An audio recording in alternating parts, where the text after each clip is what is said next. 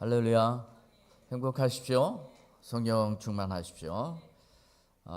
굉장히 오래된 영화인데요. 그 영화 포레스트 검프라고 하는 영화가 있었습니다. 이름입니다. 사람 이름인데 어릴 때 또 이렇게 다리 보조 기구를 차고 그렇게 걸었어요. 그때 어린 그 여자친구의 얘기를 듣고 달리기를 시작했습니다. 걷지 못하면 달리면 될 것 아니냐. 그래? 그러면서 막 달리기 시작했는데 의외로 달리기에 재능이 있는 거예요. 막 달리다가 점점 성장을 해가면서 장면이 어떻게 바뀌었냐면 럭비 선수가 됩니다. 그러니까 럭비 선수는 막 잘 뛰잖아요. 그러니까 이제 전국적으로 유명한 또 럭비 선수가 되고 또 이제 군 입대를 하게 됩니다. 군 입대를 해서 전쟁터에 갔고 발이 빠르니까 전쟁터에 있는 사람들을 막 들어다 옮기고 여러 사람 또 살렸어요. 그 훈장도 받고 나중에 제대에서는 이 탁구에 또 재능이 있는 걸 알고 탁구도 열심히 칩니다. 그리고 사랑하는 아내가 죽고 난 다음에 어릴 때부터 같이 자라왔던 그 아내랑 결혼하고 그런데 이 사랑하는 아내가 죽었어요. 죽은 다음에 이 친구가 그냥 무작정 또 달리기 시작했습니다. 무작정 달리면서 저 사람이 왜 달리나? 그래서 사람이 한 사람 한 사람씩 붙는 거예요. 그래서 여러 사람이 무리를 지어서 같이 따라답니다. 이유도 없어요. 그래서 이 방송국에서 저 사람은 왜 뛰냐? 도대체 뭐 때문에 뛰는 거냐? 그래서 질문도 합니다. 기자도 같이 뛰어가면서 뭐라고 질문을 하냐면 동물 보호를 위해서 캠페인을 위해서 뛰는 거냐? 아니다. 그러니까 막 뛰는 거예요. 그러니까 뒤에 뛰는 사람들이 계속해서 붙는 겁니다. 이제 그런 내용 간단하게 말씀을 먼저 드리는데 오늘 누가복음 전체적인 이 구조를 먼저 설명을 좀 드리자면 이런 겁니다. 누가복음 3장까지는 예수님이 공생애 이전에 활동했던 이 모습을 기록하고 있습니다.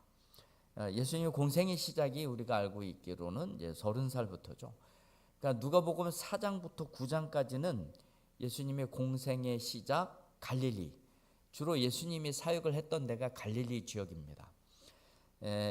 이스라엘의 팔레스타인의 지형과 지리 여러분 혹시 머릿속에 좀 있는지요? 제가 지지난주 수요일에 좀 말씀을 좀 드렸는데 갈릴리는 팔레스타인 땅의 북쪽에 있습니다. 예수님이 주로 사역했던 지역이 바로 이 갈릴리의 이 가버나움이라고 하는 곳에서 주로 사역을 많이 하셨어요. 그러고 난 다음에 그 누가복음 9장에서부터 19장까지가 뭐냐면 예루살렘으로 내려가는 도중에 일어났던 일. 그리고 19장 마지막에서부터 24장까지는 예루살렘 성내에서 일어났던 일. 이렇게 구분을 좀 해 볼 수가 있습니다. 그러면서 누가복음 9장 51절에 이렇게 기록이 되어 있습니다. 예수께서 승천하실 기약이 참에 예루살렘을 향하여 올라가기로 굳게 결심하시고 이제 갈릴리에서 사역을 하시다가 이제 때가 된 거예요. 무슨 때가 되냐면 승천하실 기약이 때문에.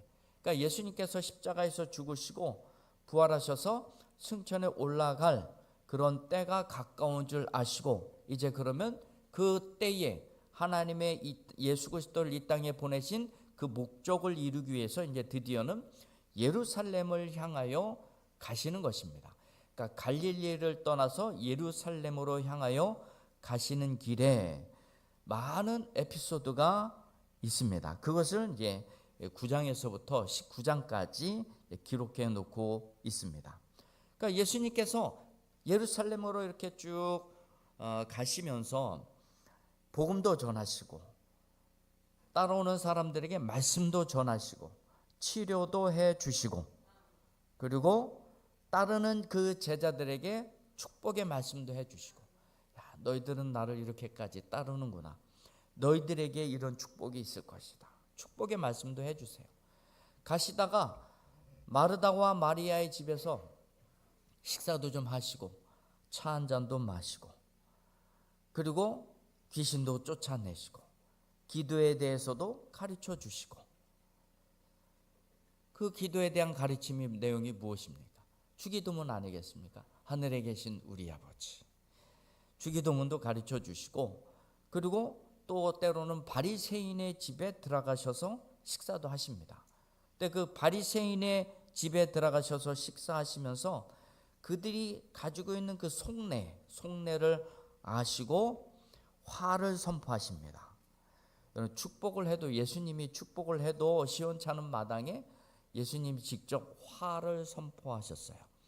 그래서 그 전장, 우리 본문 말씀 전장인 11장 42절부터 보시면 화 있을진저, 화 선포를 하고 계십니다. 43절에도 화 있을진저, 11장 44절에도 화 있을진저, 46절에도 화 있을진저, 47절에도 화 있을진저. 이 바리새인들의 그 모습을 보면서 화 선포하는 겁니다. 화가요, 원어로는 호이 이겁니다. 그러니까 이거는 장례식장에서 사람이 죽었을 때 슬퍼서 우는 소리입니다. 얼마 전에 저희 어머님이 병원에 입원하셔서 잠깐 병원에 있는데, 그 병원 전체에 코드블루가 딱 떴습니다. 코드블루가 환자 심장 쇼크나 심장이 멈춰서 떠나 사망 상태를 코드블루라고 합니다. 코드블루 이게 방송에 막 나오는데요. 그 순간 그 집중 치료실에서 한 울음의 소리가 터져 나오는데요. 전 세상에 그런 곡소리라고 하죠, 처음 들어봤습니다. 이게 가슴을 찢어내더라고요, 그 소리가. 그 비명 소리가요, 아무래도 젊으신 분이 돌아가신 것 같아요. 정말. 근데 그런 소리예요. 호이 하는 게요, 이게 그냥 이 보통의 소리가 아닌 거예요. 그러니까 지금 바리새인들한테 이 화를 선포하고 있는 거예요. 호이, 너희들 그러다 장례식 치른다, 이런 겁니다. 이렇게 예루살렘으로 쭉 가시다 보니까 따라 붙는 사람들이 많아졌어요. 그래서 오늘 12장 1절 말씀 보니까 그동안에, 갈릴리에서 예루살렘으로 이렇게 올라간다고 표현을 합니다. 올라간다고 표현을 해요. 예루살렘이 좀 위쪽에 있기 때문에, 산에 있기 때문에. 그래서 올라갔는데 그동안에 물이 수만 명이 모여 서로 밟힐 만큼 되더니, 수만 명이라고 표현이 되어 있지만 많다라고 하는 것을 표현하기 위한 것이죠. 제가 서두로 포레스트 검프의 이야기를 좀 들려드렸는데, 이 친구가 막 뛰어가면서 많은 사람들이 같이 따라붙었어요. 그러니까 예루살렘으로 예수님이 이렇게 올라가시면서 수만 명의 사람들이 이렇게 따라붙었습니다. 그들에게 예수님이 말씀을 전하시는 거예요. 전하시는데 그들에게 전하시는 교훈의 내용이 무엇이냐면, 너희들이 지금 나를 따라오고 있는데, 따라오고자 한다면, 여러분 포레스트 검프를 보게 되면 이 포레스트 검프를 따르는 사람들이 같이 뜁니다. 뛰는 거 보고 있는 게 아니에요. 같이 뜁니다. 그러니까 예수님도 이거예요. 니들이 나를 따라오려고 한다면 나는 같이 뛰어야 된다. 이 교훈을 주고 계시는 것입니다. 그러려면 나의 교훈을 잘 따라야 된다. 잘 따라가야 되는 거예요. 그래서 예수님께서 가르쳐주고 계시는 교훈의 내용이 무엇이냐면, 예수님을 따르고자 한다면 우리는 첫 번째, 외식하지 말아야 된다. 그것을 가르쳐 주십니다. 여러분, 외식은요, 하나님을 경외하거나 두려워하는 것이 아닙니다. 12장 1절 하반절의 말씀을 보게 되면 예수께서 먼저 제자들에게 말씀하여 이르시되, 그래서 이제 제자들에게 수많은 무리가 따라왔지만 그 제자들에게 먼저 말씀하십니다. 근데 이 제자들에게 말씀하신다라고 하는 것은 그럼 제자들만 들으면 되지 않겠습니까? 아닙니다. 이 사도 바울은요, 서신서에 하나님의 자녀된 모든 자들을 제자로 이야기를 하고 있습니다. 베드로도 역시 마찬가지죠. 너희들은 왕 같은 제사장이다. 그러니까 우리는 왕 같은 제사장이고 또 하나님의 말씀을 들어야 될 사람들이라고 하는 것을 가르쳐주고 있습니다. 그러니까 우리는 이 말씀을 좀 들어야 돼요. 그러니까 주변에 있는 사람들을 이야기하기 전에 먼저 제자들에게 얘기해 주. 제자들은 또 그 얘기를 해주겠죠. 여러분, 외식이라고 하는 것은 그 이전에 바리새인들을 향하여 선포했던 이야기입니다. 바리새인들의 누룩 곧 외식을 주의하라. 바리새인들의 외식을 주의하라. 그러니까 외식이라고 하는 것은요, 겉을 장식하고 꾸민다는 얘기입니다. 식자가 꾸밀 식자예요. 장식하는 겁니다.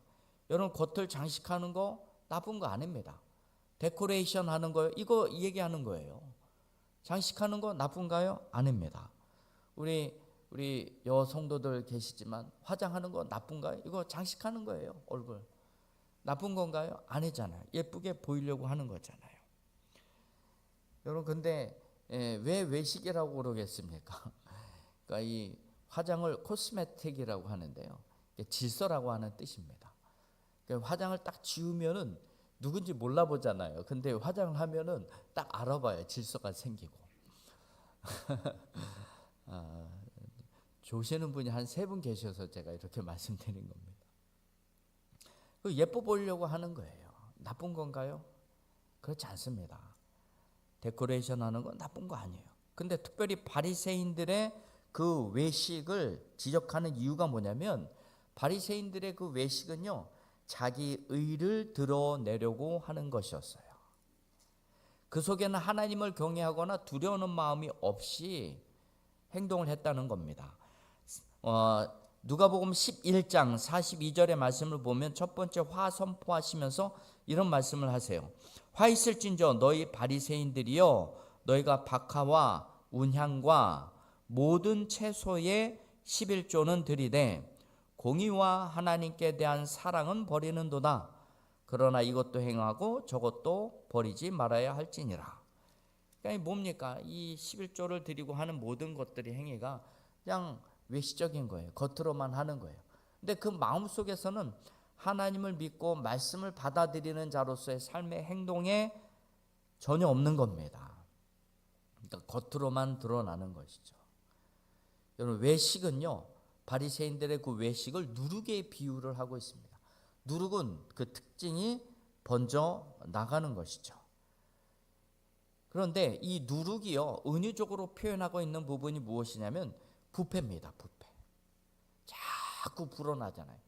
특별히 도덕적으로 정신적인 부패를 누룩에 비유하고 있습니다. 그러니까 이 바리새인들의 그 마음에는 뭐가 있냐면 정신적으로도 그렇고 도덕적으로 그렇고 속에 완전히 썩어 있는 거예요. 또 겉은 안 그런 척 하는 거예요. 예수님이 또 말씀하신 부분이 바리새인들 향해 니들은 회칠한 무덤이다. 그러니까 회칠한 무덤은 어떻습니까? 그러니까 이 평토장해 놓은 그 무덤에 거기는 쥐해라, 여기는 시체가 있다, 그 표시기 위하여 하얀 회칠을 합니다. 겉으로 볼 때는 뭐 무덤이 아닌 것 같고 깔끔한 것 같지만 그 속에 파보면 그 속에는 시체가 있어요. 썩어 있는 사람이 있다고요. 그러니까 바리새인들을 그렇게 보는 거예요. 그러니까 외식이라고 하는 것은 겉은 멀쩡한데 속은 썩어 있는 거예요. 정신적으로도 그렇고 도덕적으로도 그렇고. 근데 겉모습과 안의 그 모습이 일치가 되고 있지 않다는 것입니다. 이 바리새인들의 그 속은요, 이렇게 까보면, 뒤집어 까보면 욕심으로 가득해요. 그래서 이 13절에 오늘 누가복음 12장 13절 이하에서부터 보면 그 욕심으로 가득한 한 사람의 비유를 얘기해 주죠. 이 농부가요, 농사를 굉장히 풍성하게 잘 졌어요. 그리고 그냥 한 해 살이가 아니라 여러 해 쓸 곡식을 얻게 됐습니다. 이 창고에 들려고 보니까 이 너무 많은 거예요. 곡식 창고를 더 늘리고 그가 했었던 얘기가 뭐냐면, 야, 내가 그냥 평안히 쉬고 먹고 즐기고, 먹고 뜯고 씻고 즐기고 뭐 이런 거예요. 나 혼자 좀 그렇게 좀 살아보자. 그러니까 이거예요. 야, 그렇게 재물 쌓아두었다가 내가 오늘 밤 네 목숨을 앗아간다면 그 다 누구 거 될 거냐. 그렇게 욕심 부리면서 살지 말자는 거죠. 그러니까 이 욕심이 그 바리새인들 속에 있는 거예요. 이런 욕심이 가득하고 자기 혼자 먹고 즐기고 편히 살고자 하는 그 마음 속에 예수님이 자리 잡을 일이 없는 거죠. 그러니까 그것을 꼬집는 거예요. 예수님의 교훈은 이런 겁니다. 너희들이 나를 따르고자 한다면 이런 욕심, 탐욕 다 내려놔야 된다. 바리새인들처럼 이 탐욕이 가득한 그 인생을 살지 말아야 된다라고 하는 것이죠. 그러면서 말씀하시는 것이 6절과 7절의 말씀을 보면 참새 5마리가 2아사리온에 팔리는 것이 아니냐. 그러나 하나님 앞에는 그 하나도 잊어버리시는 바 되지 아니하는도다. 너희에게는 심지어 머리털까지도 다 세신 바 되었나니 두려워하지 말라. 너희는 많은 참새보다 더 귀하니라. 이 말씀은 무슨 말씀입니까? 우리가 스스로 먹고 살려고 탐욕을 부리면서 살아가지 말라는 거예요. 왜냐하면 하나님께서는 우리를 세심하고도 섬세하게 우리를 살피신다는 거예요. 그러면서 비유로 참새가 2아사리온에 팔리는 것과 머리털 세는 것에 관해서 말씀하고 있는 것입니다. 여러분, 참새 5마리가 2아사리온에 팔린다. 여러분, 이 아사리온은요, 당시의 동전이에요. 동전인데 로마 화폐 단위 중에서 가장 낮은 화폐 단위가 바로 아사리온입니다. 그러니까 우리나라 화폐 단위 중에서 가장 낮은 게 뭡니까? 1원짜리도 나오잖아요, 동전이. 그러니까 1원은 지금 나오는지 안 나오는지 모르겠지만 그건 좀 심한 것 같고 10원으로 칠까요? 그럼 2아사리온은 10원짜리 2개에 참새 몇 마리가 팔립니까? 5마리.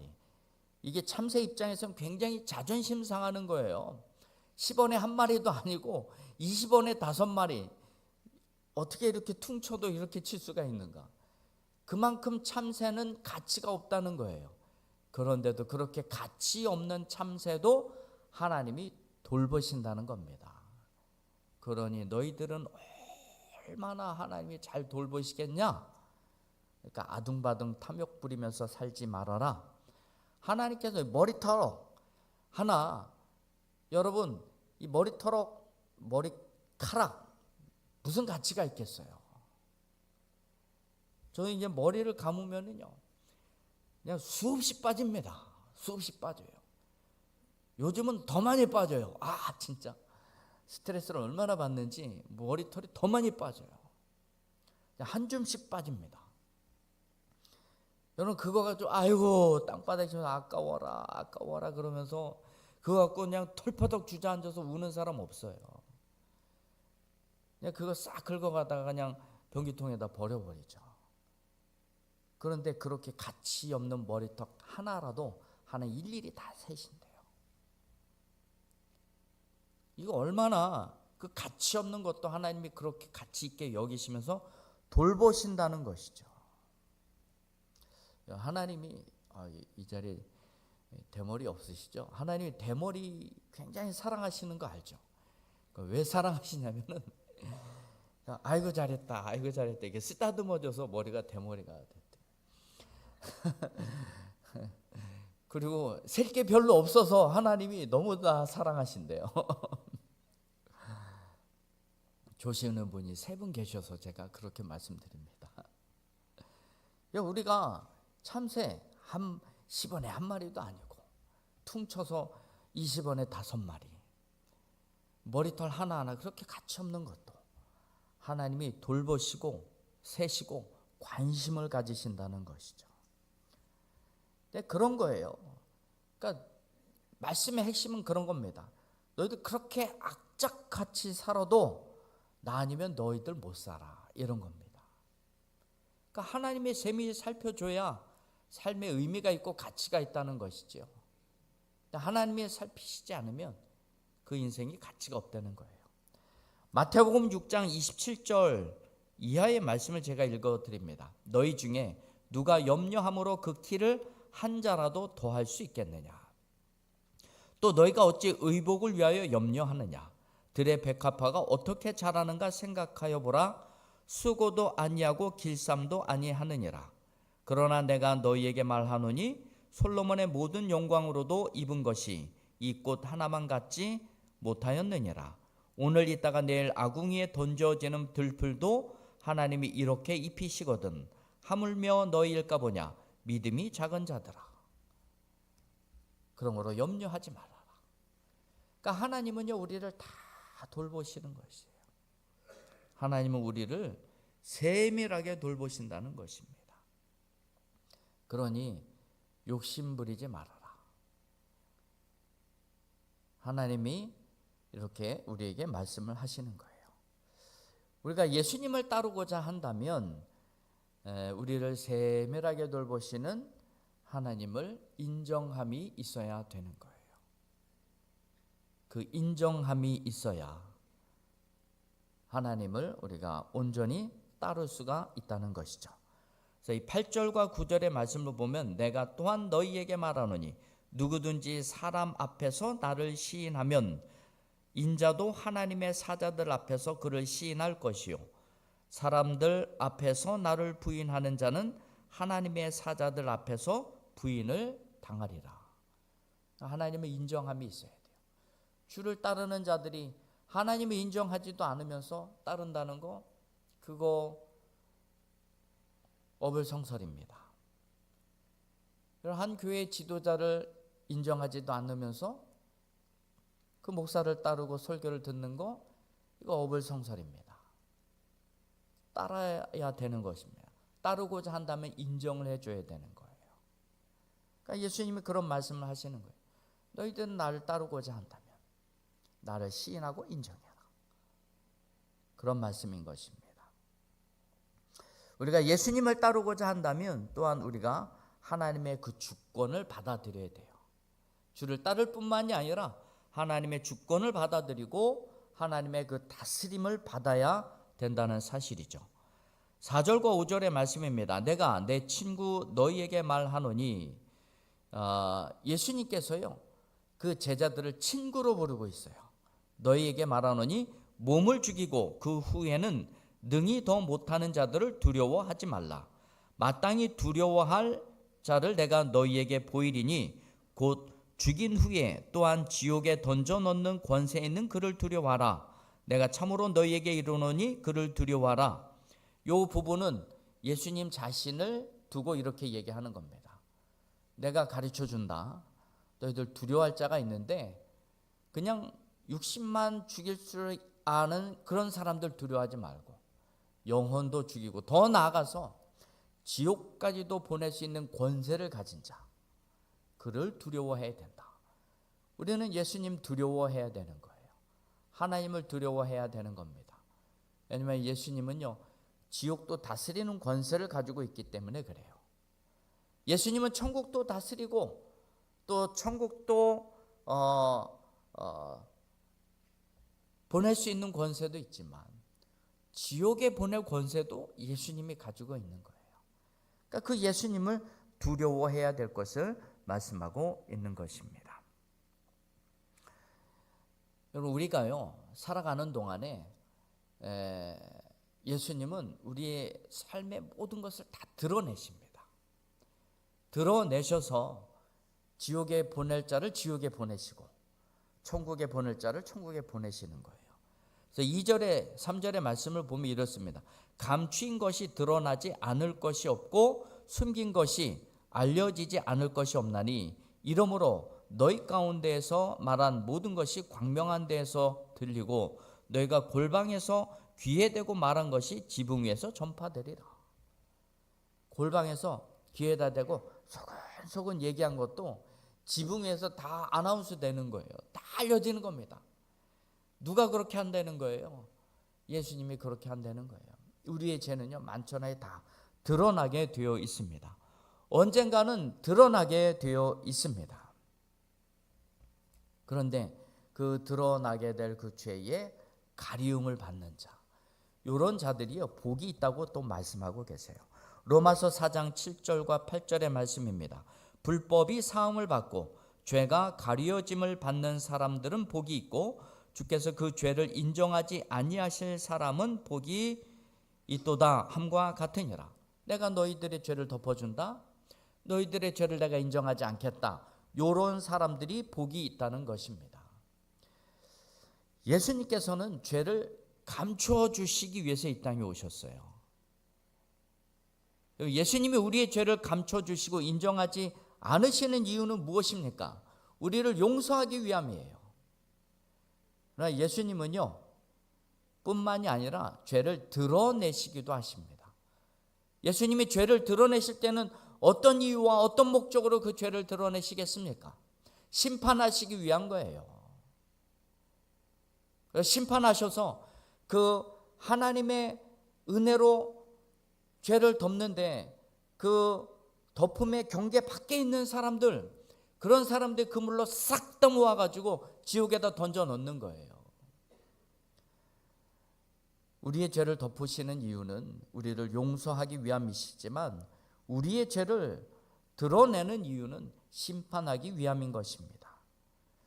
예수님의 초림, 예수님이 이 땅에 오신 그 초림의 목적은 우리를 감춰주시기 위해서, 구원하시기 위해서, 죄로 덮으시기 위해서 이 땅에 오셨지만 예수님의 재림은요, 우리의 그 죄의 용서함의 범위를 벗어난 사람들을요, 심판하시기 위한 것이에요. 그 숱한 기회를 다 잃어버린 사람들, 그런 사람들의 모든 죄를 다 드러내시기 위함입니다. 드러내서 그물로 싹 거두어다가 어디로 데리고 가냐? 지옥에다 던져 넣는 거예요. 마태복음의 천국 비유할 때 그물에 대한 어부가 그물로 싹 다 거두어다가 좋은 고기는 거두어 드리고 나쁜 고기는 버린다고 그랬잖아요. 그 부정한 고기, 나쁜 고기는 어디다 버릴까요? 지옥에다 던지는 겁니다. 여러분, 예수님의 재림의 때에 여러분들의 죄를 낱낱이 다 드러내서 지옥에 던져지는 인생 되지 않기를 소망합니다.